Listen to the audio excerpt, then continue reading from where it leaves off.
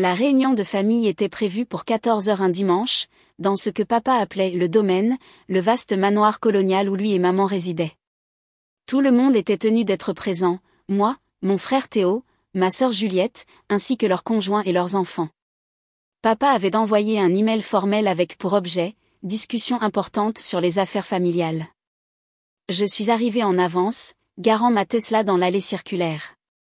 À travers les fenêtres de devant, je pouvais voir papa faire les 100 pas dans son bureau, des papiers éparpillés sur son bureau en acajou. Maman disposait les chaises dans le salon comme s'il s'agissait d'une réunion du conseil d'administration. Le Range Rover de Théo s'est arrêté, suivi du SUV Mercedes de Juliette. Les deux véhicules étaient des modèles récents, je savais qu'ils étaient chers et qu'ils criaient un succès qu'ils n'avaient pas réellement atteint. Sophie. Maman m'a accueillie à la porte avec une étreinte serrée. Je suis si contente que tu aies pu venir. Je sais que tu es toujours si occupée avec ton travail d'informatique. Travail d'informatique. Ma société de conseil en ingénierie logicielle qui générait 800 000 € par an, mais pour eux, je ne faisais toujours que quelque chose avec des ordinateurs. Nous nous sommes rassemblés dans le salon. Théo s'est affalé dans le fauteuil en cuir comme s'il en était le propriétaire. Juliette était perchée sur le canapé, son mari, Marc, à côté d'elle, l'air mal à l'aise. Leurs enfants avaient été envoyés dans la salle de jeu à l'étage.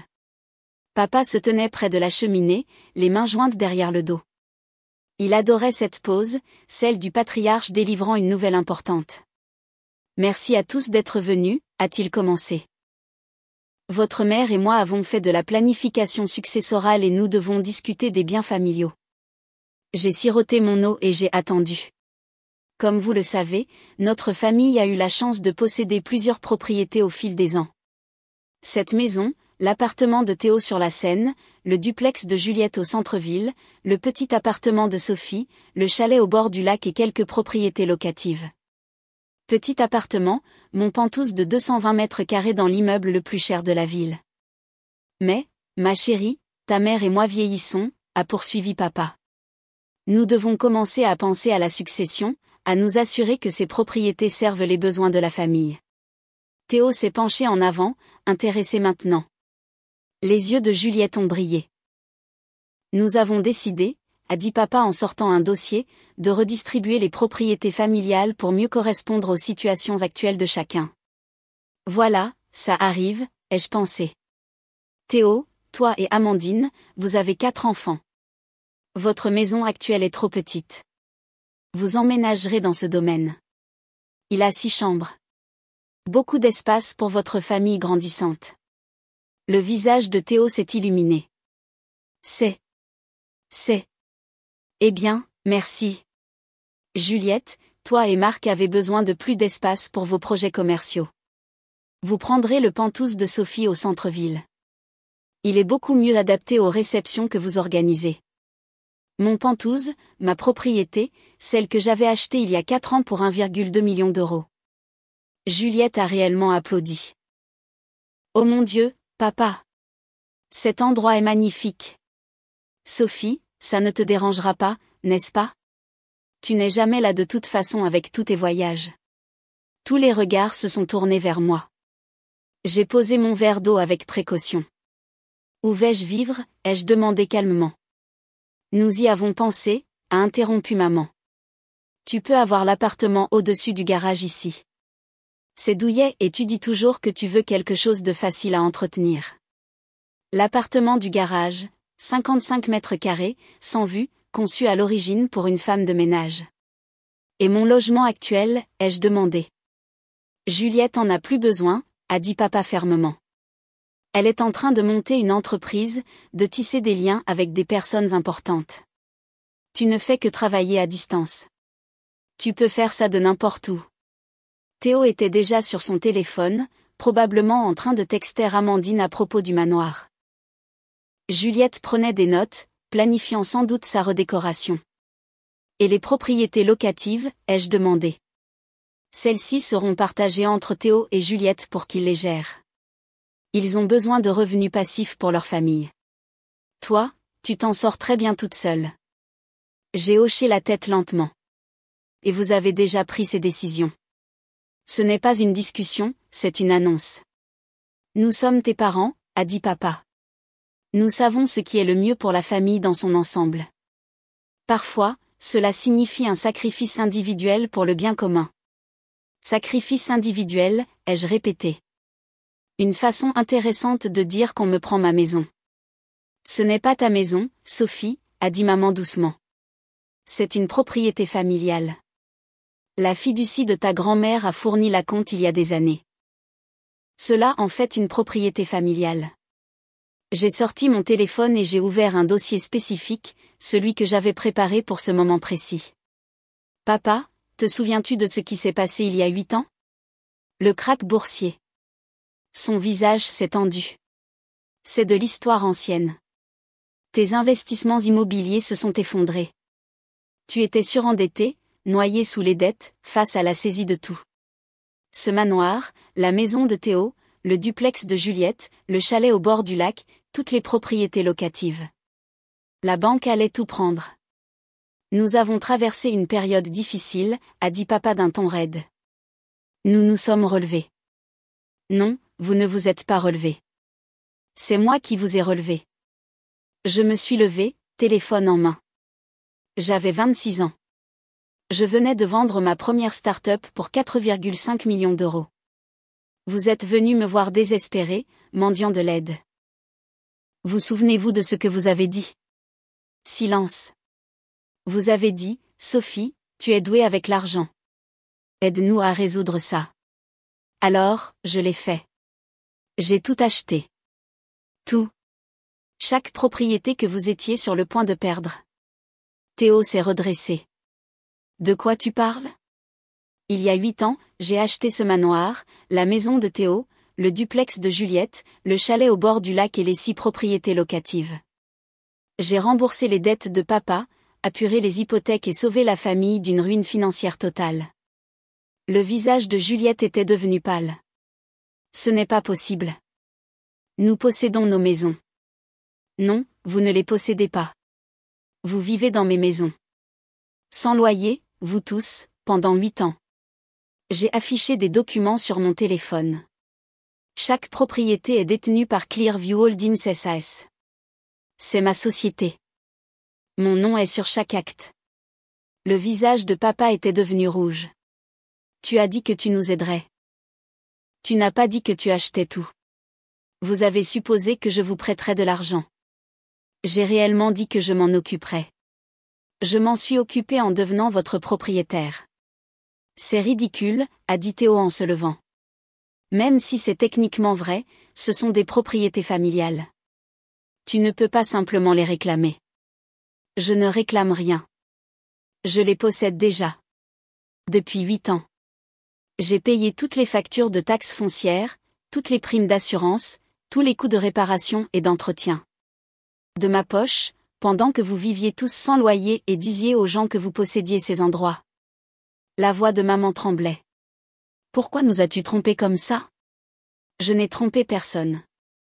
Je vous ai sauvé de la faillite et je ne vous ai jamais rien dit parce que... J'ai fait un geste autour de la pièce, point à cause de cela. Dès que vous auriez su que j'avais de l'argent, cela serait devenu de l'argent familial. Mon succès serait devenu quelque chose auquel vous auriez droit. Nous sommes ta famille, a hurlé Juliette. Tu es censé partager avec nous. J'ai partagé pendant 8 ans. Un logement gratuit pour tout le monde. Mais partager ne vous suffit pas. Vous voulez prendre mon pantouse, me donner un appartement de garage et agir comme si vous me faisiez une faveur. Papa a essayé de reprendre le contrôle. Sophie, ne nous précipitons pas. Même si ce que tu dis est vrai, nous pouvons arranger ça en famille. On est dépassé par ça, papa. J'ai ouvert un autre dossier sur mon téléphone. Tu vois, je savais que ça allait arriver. Maman a mentionné la planification successorale à Théo il y a 3 mois. Théo l'a dit à Juliette. Juliette a dit à son ami agent immobilier qu'elle allait bientôt déménager. Les rumeurs se répandent. Le visage de Théo montrait que j'avais raison. Alors, je me suis préparée. J'ai affiché un document et j'ai tourné mon téléphone pour leur montrer. Ce sont des avis d'expulsion pour tous les membres de la famille occupant actuellement mes propriétés sans contrat de location valide. C'est ce manoir, la maison de Théo, le duplex de Juliette, le chalet au bord du lac et 3 propriétés locatives où vivent des membres de la famille élargie. Tu ne peux pas expulser ta propre famille. Maman a haleté. Regardez-moi faire. Vous recevrez tous des avis formels cette semaine. 30 jours pour déménager. Où sommes-nous censés aller, a exigé Théo. Ce n'est pas mon problème. Vous êtes des adultes. Débrouillez-vous. Juliette a commencé à pleurer. Nous avons des enfants. Tu mettrais tes nièces et neveux à la rue. C'est vous qui les mettez à la rue en supposant que vous pouviez prendre ma propriété. Je ne fais qu'appliquer les conséquences. La pièce a explosé. Théo criant à la trahison. Juliette sanglotant. Maman suppliant. Papa menaçant de poursuites judiciaires. Marc était figé, réalisant probablement que tout son mode de vie était construit sur des fondations qui s'effondraient. Je me suis levée et me suis dirigée vers la porte. Sophie. La voix de papa a tonné. Si tu sors par cette porte, tu ne fais plus partie de cette famille. Je me suis retournée. Papa, tu viens d'essayer de donner ma maison et de me fourrer dans un appartement de garage. Je ne fais plus partie de cette famille depuis longtemps. J'étais l'épargnante. Les avis d'expulsion ont été signifiés le mardi. Mon avocat, Maître Chen, s'est personnellement occupé de tout, livrant chaque avis en présence d'un officier de police comme témoin. Les appels téléphoniques ont commencé immédiatement. Des appels furieux de Théo. Des messages vocaux désespérés de maman. Même mon oncle Jean a appelé. Il vivait sans loyer dans l'une de mes propriétés locatives depuis 4 ans et venait de recevoir son avis d'expulsion. J'ai bloqué la plupart d'entre eux et j'ai transféré le reste à Maître Chen. Votre famille menace de vous poursuivre, m'a dit Maître Chen pendant le déjeuner. Ils allèguent l'abus de personnes âgées, la fraude et quelque chose appelé droit de propriété familiale qui n'existe pas réellement en droit. Laissez-les poursuivre. J'ai chaque document, chaque acte, chaque relevé de paiement. Tout est clair. Ils disent aussi aux gens que vous les volez. Votre sœur a posté sur Facebook que vous expulsez vos parents âgés de leur maison. J'ai sorti mon téléphone et j'ai regardé le message de Juliette. J'y étais dépeinte comme la méchante. La fille au cœur froid jetant sa famille à la rue. Les commentaires étaient vicieux. Des cousins à qui je n'avais pas parlé depuis des années me traitant d'avare. Des amis de la famille exprimant leur choc. Laissez-les parler, ai-je dit, la vérité finira par éclater. Et elle a éclaté 3 jours plus tard quand Théo a essayé de refinancer sa maison et a découvert qu'il n'était pas sur l'acte. Le responsable de la banque, confus, avait consulté les registres de propriété. Le courtier hypothécaire de Théo l'a appelé avec la nouvelle. Monsieur, vous ne possédez pas cette propriété. Clearview Holdings SAS en est propriétaire. Avez-vous été locataire? L'appel furieux de Théo m'a presque amusé. La banque dit que je ne possède pas ma maison. Ils disent qu'une société en est propriétaire. Que as-tu fait? Je te l'ai dit lors de la réunion de famille. Je possède cette maison. Je la possède depuis 8 ans. C'est une usurpation d'identité, une fraude. J'appelle la police. Allez-y. Expliquez-leur comment vous avez vécu sans loyer dans la propriété de quelqu'un d'autre pendant 8 ans tout en disant à tout le monde que vous la possédiez. Je suis sûr qu'ils seront très compréhensifs. Il a raccroché. L'explosion est survenue quand papa a essayé d'obtenir une ligne de crédit sur la valeur nette de sa maison pour son manoir. La banque a consulté l'acte et a trouvé la même chose. Clearview Holdings SAS, propriétaire, Sophie Dupont. Papa est arrivé à mon bureau en centre-ville. La sécurité a appelé pour me prévenir. Laissez-le venir, ai-je dit. Il a fait irruption dans mon bureau, rouge de colère et furieux. Tu as falsifié des documents. Tu as volé notre maison. J'ai tous les relevés bancaires, tous les documents de clôture, tous les relevés de paiement d'il y a 8 ans. Votre signature est sur les documents me vendant les propriétés. Vous voulez les voir? J'ai ouvert mon serveur de fichiers et j'ai tourné mon écran vers lui. Dossier après dossier de documents juridiques, tous dûment exécutés, tous avec sa signature. Son visage est passé du rouge au blanc alors qu'il les faisait défiler. Tu as vraiment tout acheté? Oui. Nous n'en avions aucune idée. Vous n'avez jamais demandé. Vous avez supposé. Tout comme vous avez supposé que vous pouviez donner mon pantouse et me fourrer dans un appartement de garage. Il s'est effondré sur une chaise. Que veux-tu, Sophie? De l'argent? Nous n'en avons pas. Je sais que vous n'en avez pas. Vous avez vécu au-dessus de vos moyens pendant des années, prétendant que les maisons étaient les vôtres, contractant des cartes de crédit et des prêts personnels contre des revenus futurs que vous n'aurez jamais. J'ai affiché un autre document. Théo doit 85 000 € en dette de carte de crédit. L'entreprise de Juliette a perdu de l'argent pendant 3 années consécutives. Vous et maman avez 170 000 € de prêts personnels. Je sais tout. Comment? Parce que je ne suis pas stupide, papa. C'est moi qui vous ai sorti du pétrin il y a 8 ans. Pensais-tu vraiment que je ne garderais pas une trace? Alors, quoi maintenant? Tu nous jettes tous dehors et tu ris pendant que nous nous débattons? Non. J'applique des limites que vous auriez dû respecter. J'ai sorti un nouveau dossier. Voici ce qui va se passer. Vous avez 30 jours pour quitter le manoir. Théo a 30 jours pour quitter sa maison. Juliette a 30 jours pour quitter son duplex. Tous ceux qui vivent dans mes propriétés locatives ont 30 jours. Nous serons sans abri. Vous serez des adultes confrontés aux conséquences de vos suppositions. Mais je ne suis pas sans cœur.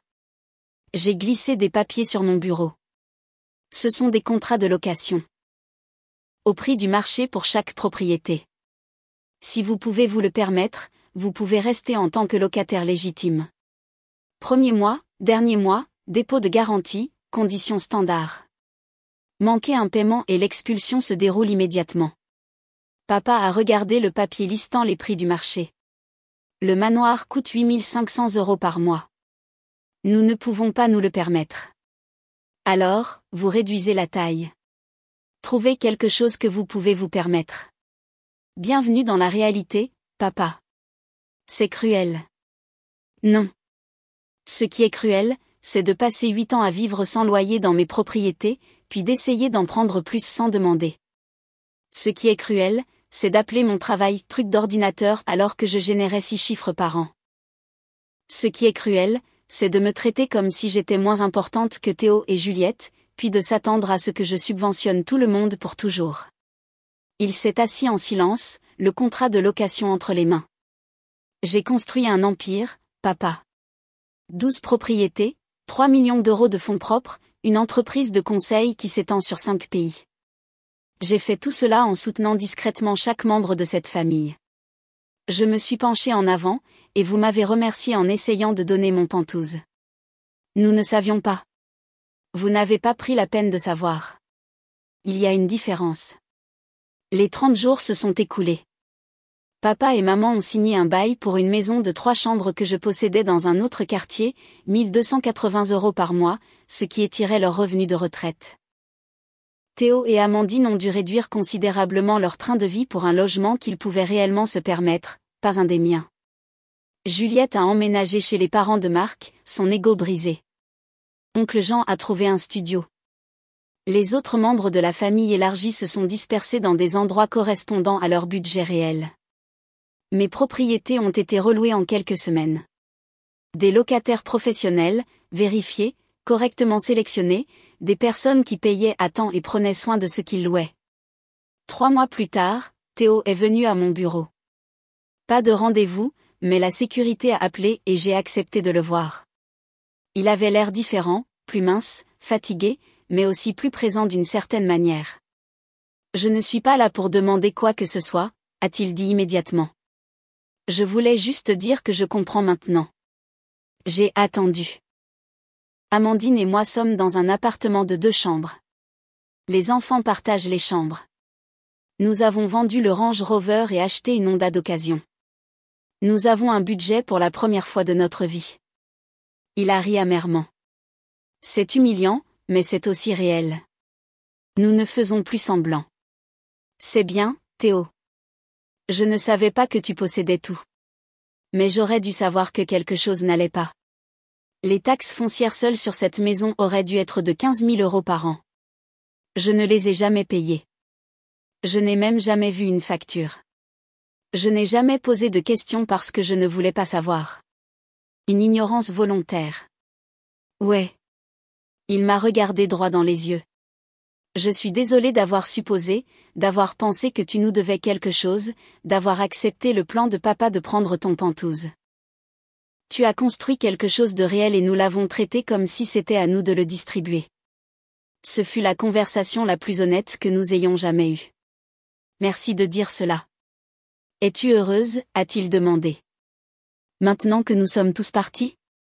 J'ai réfléchi à la question. Je ne suis pas heureuse que vous ayez des difficultés, mais je suis en paix. J'ai appliqué des limites que j'aurais dû fixer il y a des années. J'en ai fini d'être la banque familiale. Il a hoché la tête.